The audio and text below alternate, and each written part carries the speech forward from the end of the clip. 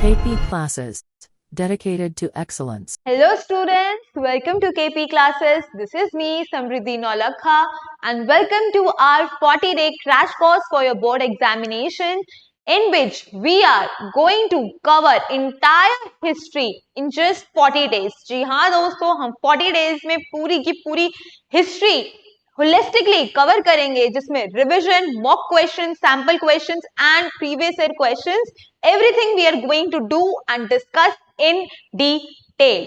अगर आपने हमारे previous lectures नहीं देखे हैं, don't worry, check out the description box, उसमें आपको link मिल जाएगा पूरी की पूरी playlist का. And apart from that, you can get access to our WhatsApp and Telegram group as well. Please check out the description box, link पे click करिए और आज ही आप हमारे टेलीग्राम और व्हाट्सएप चैनल का पार्ट बन सकते हैं so that you can get access to daily quizzes, informative videos और CUET एंड बोर्ड एग्जामिनेशन से रिलेटेड कोई भी नोटिफिकेशन आती है तो सबसे पहले आप अपडेटेड रहे. So let's get started with this chapter and part 2 आज हम इस चैप्टर का खत्म कर देंगे. So in last class we discuss about the new notions of kingship. आज हम देखेंगे चेंजिंग कंट्री साइड की जो कंट्री की जो सिचुएशन थी वो कैसे कैसे चेंज हो रही थी. Let's see. तो सबसे पहले क्या किंग्स ने देखा कि हमें ना प्रोडक्शन करने की बहुत जरूरत है, प्रोडक्शन को इंक्रीज करना है, एग्रीकल्चर प्रोडक्शन को इंक्रीज करना है. उसके लिए उन्होंने कोई नई तकनीकी और स्ट्रैटेजीज अडॉप्ट करी थी. Let's see. तो ploughing agriculture became the most prevalent and it was used in fertile alluvial river valleys. For example Ganga और कावेरी रिवर के पास के एरियाज में kings decided that they are going to increase the agricultural production. Then iron ore share led to the growth in agriculture productivity, but its use restricted to the certain parts of subcontinent only. So जुताई करने के लिए iron का बहुत भारी मात्रा में इस्तेमाल हुआ था जिसकी वजह से कहीं ना कहीं एग्रीकल्चर प्रोडक्शन में इंक्रीज तो हुआ लेकिन ये काफी रिस्ट्रिक्टेड था. क्यों? क्योंकि आयरन हमें इंडियन सबकॉन्टिनेंट में पूरे देश में नहीं मिला जाता, ये सिर्फ कुछ एरियाज में ही रिस्ट्रिक्टेड है. Write down in the comment section कौन सा महाजनपद आयरन के लिए काफी ज्यादा जाना जाता था और आयरन रिजर्व्स वहां पे भारी मात्रा में मिली गई. अब differences in the rural society, production increase हुआ जिसकी वजह से डिफरेंसेस, लोगों के अंदर डिफरेंसेस आना शुरू हो गए थे. जैसे landless agricultural labourers, small pageants and large land holders. तो बेसिकली एक सोसाइटी में डिवीजन देखा. जो अमीर लोग थे, जो अमीर फार्मर्स थे जो एक्चुअल प्रोडक्शन कर पा रहे थे और कुछ स्मॉल पेजेंट्स जो उनके अंडर काम कर रहे थे. तो गृहपति एक टर्म था जो पॉलिटिक्स में काफी यूज हुआ for the second and third categories. और तमिल लिटरेचर में यानी कि जो संगम लिटरेचर है उसमें भी मेंशन है डिफरेंट कैटेगरीज ऑफ पीपल. और कौन कौन सी कैटेगरीज थी? लार्ज लैंड ओनर्स जिन्हें कहते थे वेललर्स, प्लाउमैन जिन्हें कहते थे उजावर्स और स्लेव्स आदिमई उनको कहते थे आदिमई. सो ये टर्म्स MCQ के लिए बहुत ज्यादा इंपॉर्टेंट है और ये CUET एग्जामिनेशन में भी पूछे जा सकते हैं कि कौन सा टर्म कौन सी पार्टी को डिनोट करता है. अब बात करेंगे land grants and the new rural elite. So land grants were started from the early centuries of the common era. और ये लैंड ग्रांट्स की जो नेम्स हैं और ये लैंड ग्रांट्स को देना, सो ग्रांट एक ऐसी चीज होती है जो आप किसी को दे रहे हो जिसके बदले में इंटरेस्ट नहीं लोगे. सो लैंड हम लोगों को डोनेट किया जाता था, उन लोगों को डोनेट किया जाता था जिसके बदले में जो दे रहा है वो इंटरेस्ट नहीं चार्ज करते थे. तो दीज रिकॉर्ड्स ये इंस्क्रिप्शन में थे एंड कुछ रिकॉर्ड सर्वाइव हुए generally about the land grants. और ये किसको दिया जाता था? ब्राह्मण्स को या फिर रिलीजियस इंस्टीट्यूशंस को. तो this question can be asked in 2 marker और इन MCQ कि कौन कौन जो लैंड ग्रांट्स थे कौन कौन सी ऑर्गेनाइजेशन और इंस्टीट्यूशंस को दिया जाता था और ये एक्चुअली थे क्या और इनको रिकॉर्ड्स हमें कहां से मिलते हैं. Okay guys, so I have a great news for all of you that we at KP classes have launched our Udan batch for you guys. so that you can prepare for your CUET examination in just 4,999. And this course is available for all the streams, humanities stream, science stream and commerce streams as well, जिसके अंदर आप अपने domains, language और general test को holistically complete कर सकते हो, prepare कर सकते हो और अपने डोमेन्स में 800 ऑन 800 स्कोर कर सकते हो। साथ ही साथ अगर सिर्फ आप जीटी की प्रिपरेशन कर रहे हैं तो वो हमने आपके लिए लॉन्च करा है in just 2,999। So our Sarthi batch is available for you guys so that आप अपना जनरल टेस्ट को मास्टर कर सको और उसको अच्छे से प्रिपेयर कर सको। Again I am reminding you, अगर आपने हमारा टेलीग्राम और व्हाट्सएप चैनल नहीं ज्वाइन करा है, check out the description box, अभी के अभी ज्वाइन करिए। And you can follow us on Instagram so that आपको कोई भी नोटिफिकेशन, प्लेलिस्ट के रिगार्डिंग, वीडियोस के रिगार्डिंग कुछ भी नोटिफिकेशन आता है तो सबसे पहले आपको ही पता चलेगा। अब बात करेंगे how were the towns and the trades. So new cities उस टाइम पे इमर्ज होने शुरू हो गए थे। कौन कौन से सिटीज इमर्ज हुए थे? काफी कुछ अर्बन सेंटर्स इमर्ज हुए थे in the several parts of the subcontinent from 6th century BCE और कुछ मेजर टाउन्स भी लोकेटेड थे along the routes of the communication. तो कम्युनिकेशन हमने पिछले लेक्चर में डिस्कस किया था, काफी ज्यादा प्रोमिनेंट था और वो लैंड और रिवरनाइन रूट्स दोनों में ही काफी ज्यादा प्रोमिनेंट था। तो कम्युनिकेशन डिस्टेंट लैंड से भी होता था और रिवर के थ्रू यानी कि शिप्स और क्रूजेस के थ्रू भी होता था। So Pataliputra was on the riverine routes. Pataliputra का जो कम्युनिकेशन है वो हम रिवरनाइन रूट से देखने को मिलते हैं। And other cities like Ujjaini were along the land routes. तो ये जो कम्युनिकेशन था, जो प्रोविंशियल सेंटर्स थे वो लैंड के थ्रू ज्यादा प्रोमिनेंट हुआ और पाटलिपुत्र रिवर्स के थ्रू यानी कि कोस्टल वाटर्स के थ्रू ज्यादा प्रोमिनेंट हुआ गया था। And yet others such as Puhar were near the coast and from where the sea routes began. Even Puhar जो उस टाइम पे संगम डायनेस्टीज का बहुत प्रोमिनेंट पोर्ट था, तो वहां से भी ये लोग क्या करते थे? ट्रेड किया करते थे with different countries. Now urban population increase हो रही थी और क्राफ्ट पर्संस की भी पॉपुलेशन इंक्रीज हो रही थी। तो जो आर्टिफैक्ट्स हैं, जो फाइंडिंग्स हैं फ्रॉम द एक्सकेवेशन, उससे हमें पता चलता है कि काफी ज्यादा फाइन पॉटरी बोल्स, तो पॉटरी वो भारी मात्रा में प्रोड्यूस करते थे, डिशेस प्रोड्यूस करते थे विद अ ग्लॉसी फिनिश। तो जो भी वो मटेरियल यूज करते थे it use to have a glossy finish, तो जिससे हमें पता चलता है क्राफ्टमैनशिप उस टाइम की कितनी ज्यादा अमेजिंग थी। और उस पॉटरी का नाम क्या था? नदन ब्लैक पॉलिश वेयर, जो सिर्फ रिच पीपल यूज किया करते थे। अगेन एक कहीं ना कहीं हमें डिफरेंशिएशन मिलता है between rich people and the poor people. So elites और कॉमनर्स के बीच में एक डिविजन स्टार्ट होना शुरू हो गया था। और these artifacts also includes ornaments, tools, weapons, vessels, figurines made of a variety of range of materials. So ये जो artifacts थे जिसके अंदर हमें ornaments मिले, कुछ tools मिले, कुछ weapons मिले, vessels मिले, figures मिले हैं, ये काफी ज्यादा रॉ मटेरियल को यूज करके बना था। और कौन कौन से रॉ मटेरियल्स थे?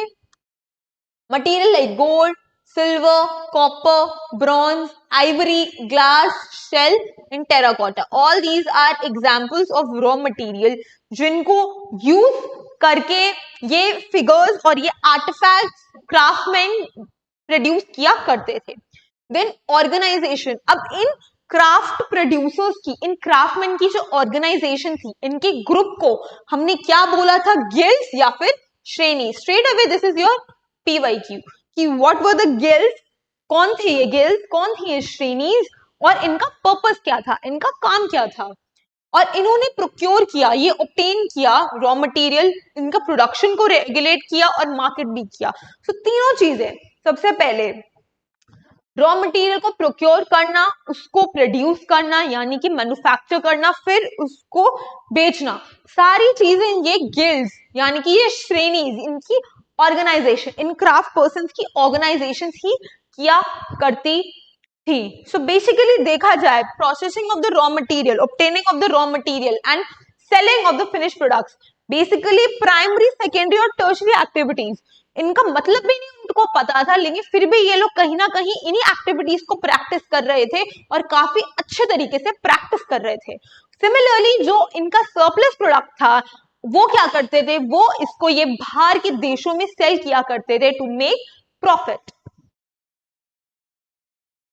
अब ट्रेड अपने अंदर सब कॉन्टिनेंट की बात करें, ट्रेड कैसे होता था, through the land routes and the riverine routes, cross the subcontinent and extended in the various direction, land के थ्रू एंड ओवरसीज के through. Those who travel these routes including the peddlers who probably traveled, ये barefoot चलते थे, and merchants who travel with the caravans of bullock carts, क्योंकि सफर काफी लंबा था, कहीं ना कहीं ये थक भी जाते थे, तो ये caravans यूज किया करते थे। और कुछ पास की जगहों पे नॉर्मल जो पेडलर्स थे जो चल के जा सकते हैं उन जगहों पे पेडलर्स जाते थे, अदरवाइज कुछ मर्चेंट्स बिग ट्रेडर्स जाते थे कारावांस के थ्रू। और कुछ सी फेयरर्स भी थे जो कहां से जाते थे, वो रिवर्स के थ्रू जाते थे, और ये ऐसे मर्चेंट्स थे जिनको हम बोलते हैं मसातुवान इन तमिल एंड सेठीज एंड सत्तवाहास इन प्राकृतिक। So these were the successful merchants, क्योंकि इनकी जो जर्नीज थी वो बहुत ज्यादा रिस्की थी, बहुत ज्यादा दिक्कत वाली थी, लेकिन फिर भी इन्होंने ये कंप्लीट करी, रिस्क लिया। क्यों? क्योंकि जितना ज्यादा रिस्क उतना ही ज्यादा प्रॉफिट। और उनको बोला गया था, ये काफी सक्सेसफुल मर्चेंट्स थे जिनको मसतुवान इन तमिल सेठीज बोला गया है और सत्तावाहस प्राकृतिक लैंग्वेज में बोला गया है। सो these terms again can be asked in your MCQs। अब बात करते हैं कॉइन्स। तो उस टाइम पे पंच मार्क्ड कॉइन्स बहुत ज्यादा फेमस हुआ करते थे। कौन कौन से? सिल्वर और कॉपर की। They were earlier to be minted and use. तो पंच मार्क कॉइन्स सबसे पहले बना करते थे और ये यूज भी किया करते थे। Numismatics, numismatics is nothing but the study of coins. वो हमें बताता है, इन कॉइन्स को स्टडी करके हमें बताया गया है कि पॉसिबल कमर्शियल नेटवर्क्स, की ये जो कॉइन्स हम लोगों ने मेंटेन करे हैं, तो इन कॉइन्स का क्या पर्पस था? ट्रेड करना और कमर्शियल पर्पसेस में यूज करना। और first instance of the gold coin कब इशू हुए थे? By the Kushans. MCQ कि Kushans were the first rulers जिन्होंने गोल्ड कॉइन्स को इंट्रोड्यूस करना क्या किया था? गोल्ड कॉइन्स को इंट्रोड्यूस करना शुरू करा था। And these were virtually identical in the weight of those issued by the contemporary Roman emperors and Parthian rulers of Iran. So Kushan का जो रूल था वो सेंट्रल एशिया से लेके नॉर्थ वेस्ट ऑफ इंडिया, यानी कि जो अफगानिस्तान और पाकिस्तान सिंध वाला रीजन है वहां तक स्ट्रेच हुआ, जिसके थ्रू हमें ये पता चलता है कि वो काफी ज्यादा एरिया कवर कर चुके थे। और इसी रीजन की वजह से भी था कि जो रोमन एम्परर्स और ईरान के जो पार्थियन रूलर्स थे उन कॉइन्स से इंस्पायर होके कुशान्स ने इंडिया में गोल्ड कॉइन्स इशू करे। And these coins were also issued by tribal republics, और ये गोल्ड कॉइन्स गुप्ता रूलर ने भी इशू करे थे। सो कुछ जो कॉइन्स थे वो ट्राइबल पॉपुलेशन, ट्राइबल लोगों ने भी इंट्रोड्यूस करे। और अगर भारी मात्रा में बात करें गोल्ड कॉइन्स की तो वो none other than Gupta rulers ने काफी ज्यादा बल्क प्रोडक्शन में गुप्ता रूलर्स गोल्ड कॉइन्स को लेकर आए थे ताकि वो ट्रेड को बूस्ट कर सके। So if you want video lectures and these PDFs, so you can download our app which is KP Exam Prep app। KP classes के नाम से बहुत सारे एप्स मार्केट में अवेलेबल हैं, आपको वो डाउनलोड नहीं करना। आप अगर एंड्रॉइड यूजर हैं so you can type KP classes exam prep app, red colour का आइकन आएगा, उसको डाउनलोड करिए, अपने क्रेडेंशियल्स डालिए, लॉग इन करिए। और अगर आप iOS यूजर हैं तो क्लास प्लस ऐप के नाम से आपको मिलेगा। तो वहां पे अगर आप अपने क्रेडेंशियल्स डालेंगे, लॉग इन करेंगे, लॉग इन करने के बाद मेन्यू पे you can click to free material. Free material के थ्रू आप अपने कोर्सेज को सिलेक्ट करके डॉक्यूमेंट, वीडियोस एंड टेस्ट को एक्सेस कर सकते हैं। And these material is absolutely free of cost. तो जितने भी सैम्पल पेपर्स हैं आप अपने बोर्ड के प्रैक्टिस कर सकते हैं, practice paper, sample paper, previous year questions आपको एब्सोल्युटली फ्री ऑफ कॉस्ट हमारे ऐप पे मिल जाएगा। और अगर आपको इन लेक्चर्स की पीडीएफ चाहिए तो वो भी आपको free of cost document section में हमारे ऐप पे मिल जाएगा। So what you guys are waiting for, अभी के अभी आप डाउनलोड करिए, अपने क्रेडेंशियल्स डालिए और इस कोर्सेज को आप एक्सेस कर सकते हैं। बात करेंगे इंस्क्रिप्शन डिसाइफरिंग। जब अब हमने इन इंस्क्रिप्शन को डिसाइफर किया तो हमें क्या देखने को मिलता है, क्या पता चलता है हमें इंस्क्रिप्शंस के बारे में। तो सबसे पहले हमने ब्राह्मी स्क्रिप्ट्स को डिसाइफर करा, उसको खोजा और जानने की कोशिश करी। So most scripts used to write the modern Indian languages are derived from the Brahmi script. तो जो ब्राह्मी स्क्रिप्ट है, काफी जो इंडियन लैंग्वेजेस हैं मॉडर्न डे में, वो कहीं ना कहीं उनका origin none other than Brahmi script से आया है। So from the late 18th century, European scholars with the help of Indian pundits could study the several manuscripts in Bengali and Devanagari, compared their letters with the old letters. तो कहीं ना कहीं उनको similarity मिलती है देवनागरी, बंगाली और Brahmi script में। Scholars who have studied early inscriptions sometimes assume that these were in Sanskrit, although the earliest inscriptions were in fact in प्राकृतिक। जो अर्ली इंस्क्रिप्शंस हैं या तो वो संस्कृत में मिली या वो फिर प्राकृतिक लैंग्वेज में मिली हैं। And it was only after the decades of careful investigations of several epigraphist or those people who study inscriptions that James Prinsep able to decipher Ashokan Brahmi script in the year 1838। तो कहीं ना कहीं हमें Brahmi script और जो modern day languages की जो script है उनका वे ऑफ राइटिंग बहुत सिमिलैरिटी देखने को मिली है। अब खरोष्टी की बात करें, ये इंस्क्रिप्शंस में यूज हुई थी कहाँ पे, नॉर्थ वेस्ट इंडिया में भारी मात्रा में यूज हुई थी। Here the coins of Indo-Greek people kings are found who ruled over the area and these coins contain the names of the kings। जो ग्रीक में लिखे हैं और जो स्क्रिप्ट यूज हुई थी इन किंग्स के नेम को लिखने के लिए, वो कुछ नहीं थी, वो खरोष्टी स्क्रिप्ट थी।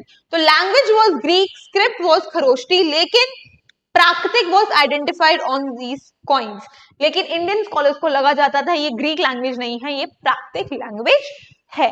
सो इसी के साथ दोनों ही स्क्रिप्ट साइमल्टेनियसली डिसाइफर हुई थी और डिस्कवर हुई थी, और ये किसी ने की थी, जेम्स प्रिंसेप ने इन स्क्रिप्ट्स को डिसाइफर किया। बाकी के हिस्टोरिकल एविडेंसेस हमें इंस्क्रिप्शन से मिलते हैं। सो इंस्क्रिप्शन पे किंग्स के नेम्स लिखे जाते थे और किंग्स के लिए एक टर्म यूज हुआ जिसका नाम था देव नाम प्रिय, जिसका मतलब है देवों में प्रिय, बिलव्ड ऑफ द गॉड्स, जो सारे ही सारे देवों में प्रिय है, देवताओं का, गॉड्स का सबसे प्यारा चाइल्ड है। और दूसरा जो टर्म था वो हुआ था पियदस्सी, मतलब प्लेजेंट टू बी होल्ड।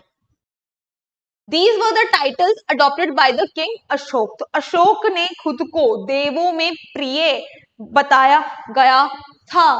और मोस्ट ऑफ दिस इंस्क्रिप्शन कौन सी लैंग्वेज में थी? अशोकन इंस्क्रिप्शन प्राकृतिक में। मोस्ट प्राकृतिक इंस्क्रिप्शन कौन सी स्क्रिप्ट में लिखी गई? ब्राह्मी स्क्रिप्ट में लिखी गई थी। और इन सब को एग्जामिनेशन करने के बाद पता चला था that they match in terms of content, style of writing, language, paleography. Epigraphists have concluded that these were the issued by the same rulers. So सबकी स्क्रिप्ट, सारी इंस्क्रिप्शंस को पढ़ने के बाद एपिग्राफिस्ट ये कंक्लूड करते हैं कि ये सारी की सारी चीजें एक ही लैंग्वेज में लिखी गई थी और एक ही रूलर के द्वारा ही लिखी गई थी, और वो रूलर और कोई नहीं बल्कि अशोक ने सबसे ज्यादा इंस्क्रिप्शंस लिखी थी। This was all about this chapter. I hope you like the video. I hope you enjoy the video. Do like, share and subscribe. जितना हो सके आप इन courses को spread कर सकते हैं. I'll see you in the next lecture where we are going to discuss next chapter. And again, Udan batch is available for you. Sarthi batch is available to you in just cost effective price which is 4,999. पूरी की पूरी CUET की preparation आप सिर्फ 5,000 रुपए में कर सकते हैं, जिसमें आपको सारे डोमेन्स, लैंग्वेज और जनरल टेस्ट की प्रिपरेशन मिलेगी। एंड अगर आप सिर्फ GT की प्रिपरेशन करना चाहते हैं, GT और लैंग्वेज की, वो आपको मात्र 2,999 रुपयों में मिलेगी। Yes my friends, what you guys are waiting for? 3,000 रुपए में कुछ नहीं आता और यहाँ पे हम आपको पूरा कोर्स दे रहे हैं। और अगर अगेन इंस्टाग्राम पे फॉलो करिए, टेलीग्राम और व्हाट्सएप ग्रुप्स ज्वाइन करिए सो that you can gate updates of our next video lectures, playlists, daily quizzes and more informative videos. So I'll see you in the next class. See you in the next lecture. Till then, take care. Bye bye. Thank you. KP Classes. Dedicated to excellence.